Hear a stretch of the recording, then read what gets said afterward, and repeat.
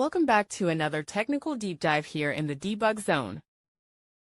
Today we're tackling a big question and breaking it down with insights from other users. Hopefully this clears up some misconceptions and helps you get the answer you need. So buckle up, stay a little curious, and let's jump right in.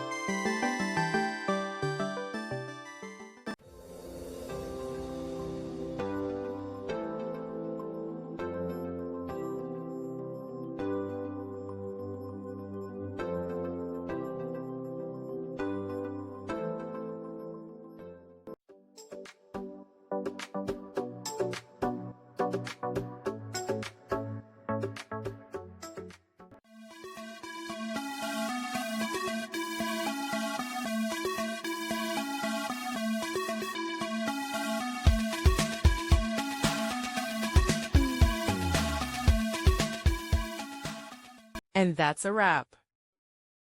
I hope you found the answer you were looking for. If you did, take a second to hit that subscribe button. It really helps out. And let me know in the comments which solution worked best for you. See you next time in the debug zone.